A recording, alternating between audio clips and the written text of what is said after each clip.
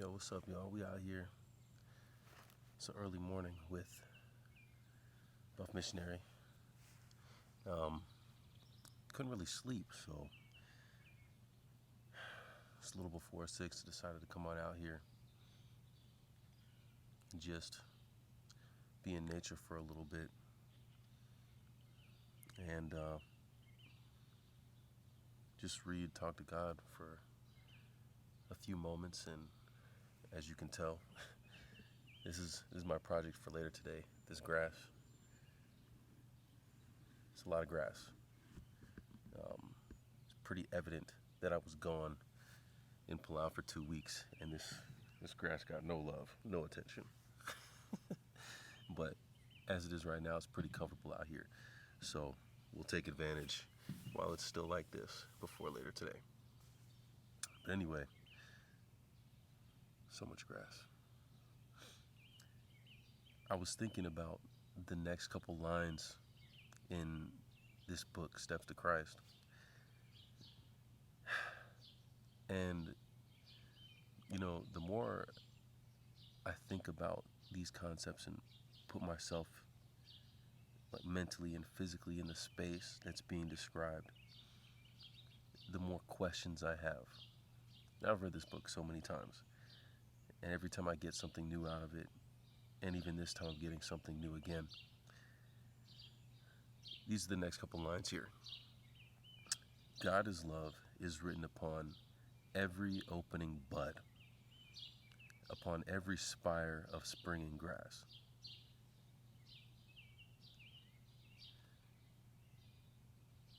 We walk on grass, we cut the grass, we play in fields.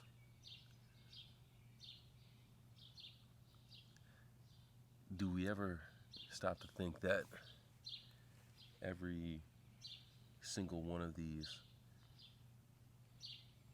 is telling us that God is love?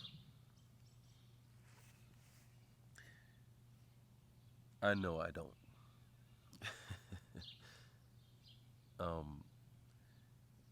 I remember the first thing I did after walking through the gate after getting back from the trip was look at this yard and say, oh man, I gotta cut all this down. That was just my first thought, was more of an annoyance. But as a part of nature, am I taking the time to realize what this is really trying to communicate to me?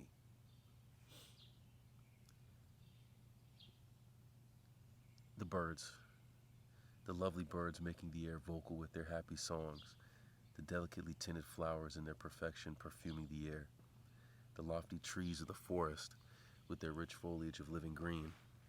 Got a few trees behind me here, like this little canopy action we got going on. All of this testifies to the tender, fatherly care of our God and to his desire to make his children happy.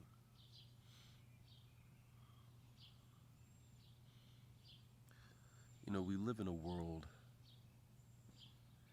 where it's hard for people to believe that there's a greater power out there that wants us to be happy.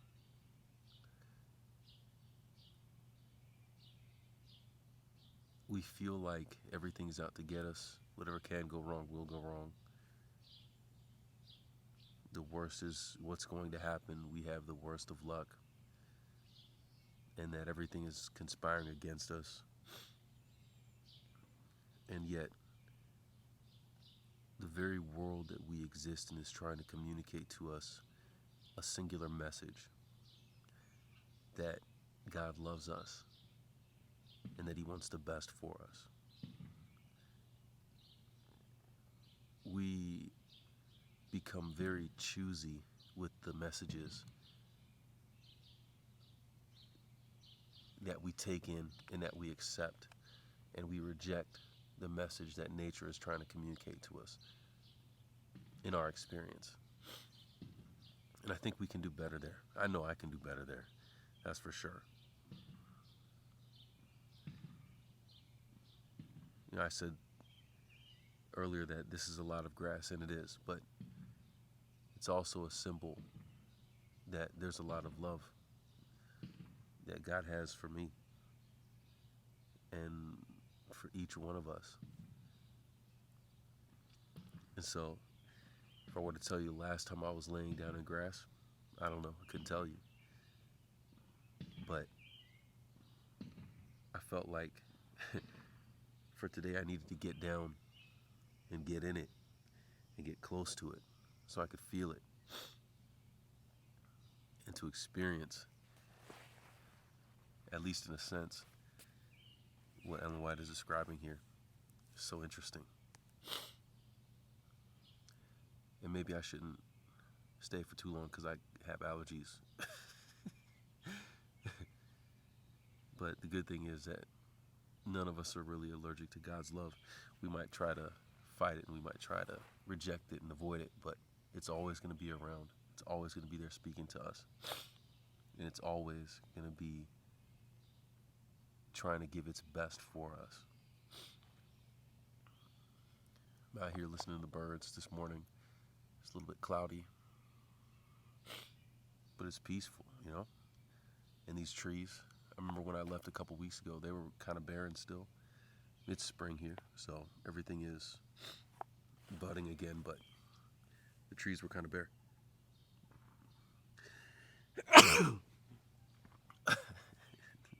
There it goes. The trees were kind of bare, and coming back to see them so full with life. Each bud, each leaf is trying to communicate to me a message that God loves me. Something I find interesting about this is in this book here, she's taken the time in this first chapter to outline this. The reality of God's love, that we can see it and experience it throughout nature before she goes into anything else. And this is the first chapter of a book that's called Steps to Christ, the way to get to Jesus. And the first step in that is understanding how much God loves us. I have to ask, as Christians and the people who represent Christ, is that the first message that we're concerned with sharing to the people around us? Are we more focused on things like Mark of the Beast and prophecy and all that kind of stuff? Or are we telling people first, hey,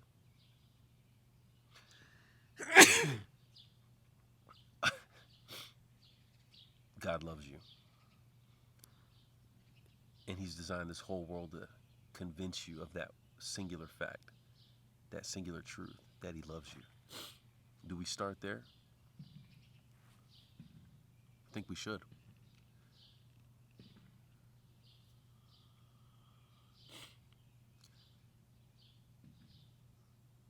Obviously, Palau's nature is, at least to me, a lot more expressive than nature here in Michigan. But I think part of my struggle in being back here is that I haven't given the nature here the opportunity to speak to me. Like, I haven't been listening or looking for the messages through nature here because it doesn't look like Palau's nature.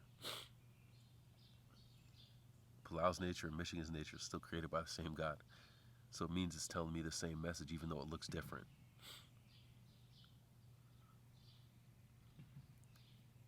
And I have to be open to that message regardless of where I am.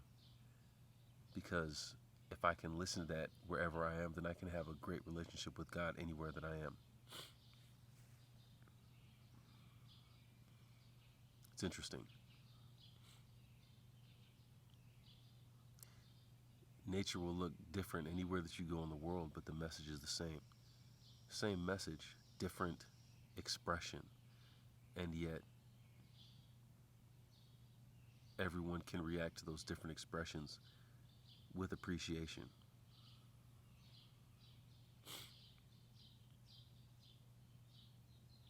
my encouragement to you is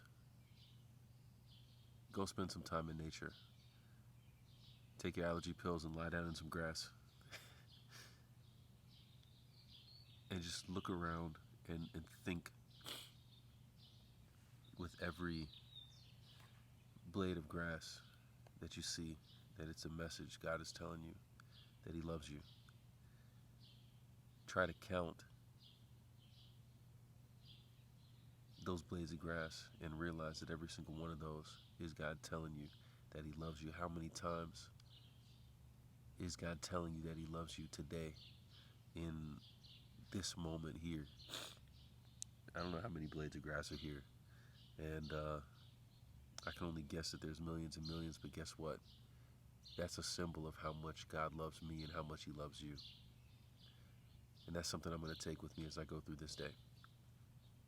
So, anyways, that's all I got for today. It's Buff Missionary. Like, subscribe, and share. We'll keep going through this book and keep trying to see what we can discover about God's love for us and just some of the other awesome things that are here to be discovered.